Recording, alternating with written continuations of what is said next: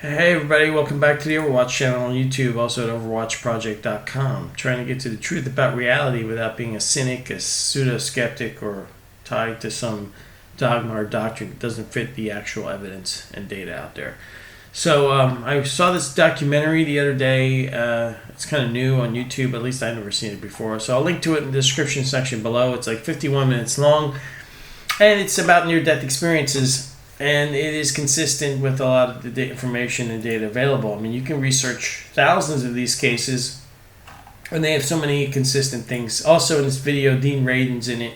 I just wanted to say, like, this guy here on the screen that I've frozen, he's one of the NDEers, and his encounter is quite interesting. You get a lot of consistency with these people that have gone through this. They all submit on the other side. Nobody questions these entities, the authority figures that they encounter, that they perceive as authority figures, or the light. The people get overwhelmed fairly quickly. And there's a sensation of all-knowing, being able to know everything when you're out of body. But before we can get to that information, or before we figure it out, we're usually interrupted quite quickly. They always pop in with some kind of distraction. A bright light shining endless love, or they'll use fear. Two things that are mentioned in this video is the two things, fear and love. That's what there is. And of course, they make the argument in this video that, fear is not real. Well, it is, actually. A lot of these people, they twist information, they massage the information, they spin the information that they're reporting to turn it into something benevolent, something great, something awesome. But when you listen to what they're actually saying, when you break down their actual testimony, which is important because NDE is the most powerful evidence that we have, the NDE experience cannot be explained away by materialists.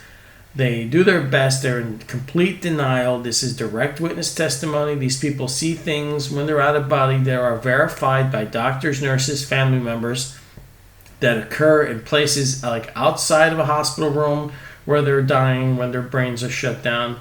They witness actual world events before being whisked off into some higher dimensional plane where they usually meet dead relatives, pets, and their spirit guides, angels, other entities, or God himself, or you could say maybe it's the demiurge.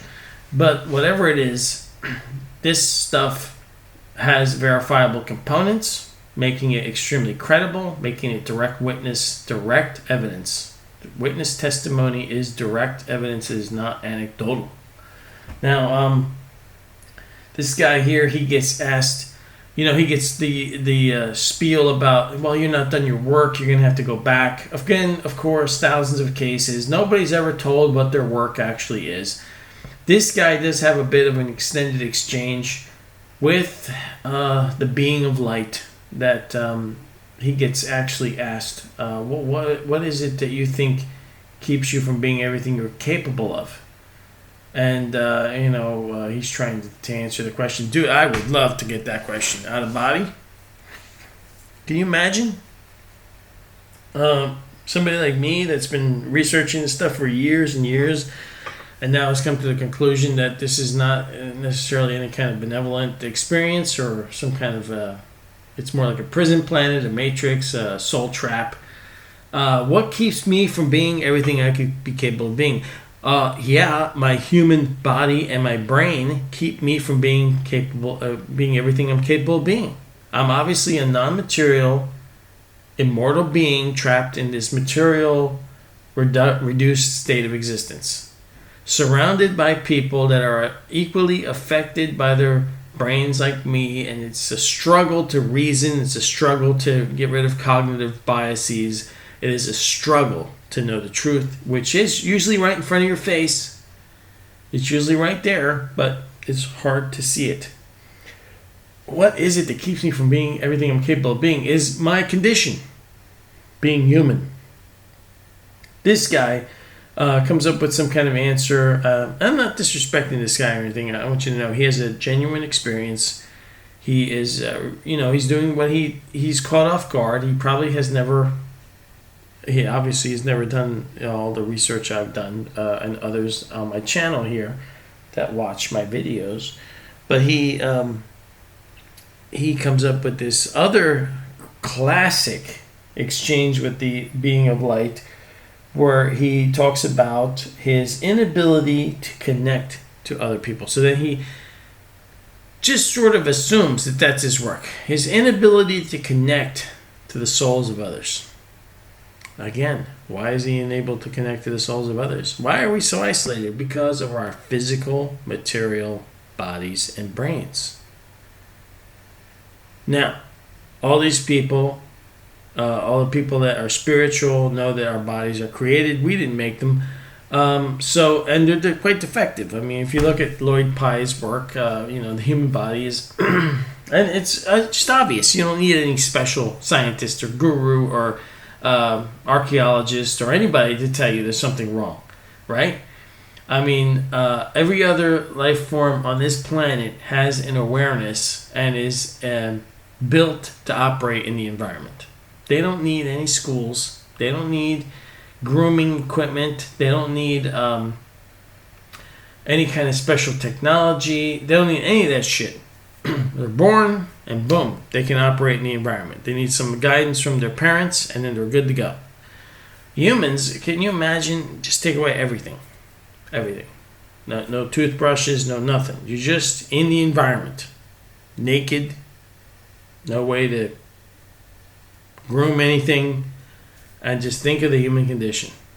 And you tell me that we're not bad design. Then, on top of that, you have this, all these people go through this experience and they're traumatized, obviously, by the human condition that they just got out of. They have a blockage of being able to remember right away. They get interrupted. They get paralyzed by either love or fear. And then they get told that they have to go back. Obviously, the NDE cases get told. Others don't come back. They probably get recycled into reincarnation. But it is a good documentary, especially if you pay attention to what they're saying. The details. The details are important because they reveal a lot of information that these people don't even realize they're revealing. That is the best kind of witness, by the way. A person that is telling you what happened.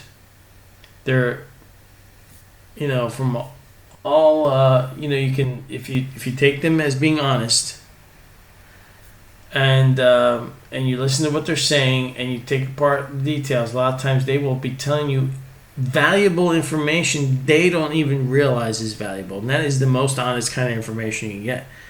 Because it's coming out, it's unbiased. To them it seems irrelevant, or they're interpreting it in a way that they don't even realize. And you can watch the video, link to it below. I'll link to Dean Radin's site too, and near-death.com, which is a treasure of information on the near-death experience. And of course, I'll link to my own Overwatch project. But essentially, in conclusion, it's just amazing. If I was in an NDE state, I would definitely want to probe it differently. All these people come back and they all talk about this stuff, but it's always the same thing. We are supernatural beings, so why are we subjecting ourselves to being submissive to other supernatural beings with very limited information? All right, take care.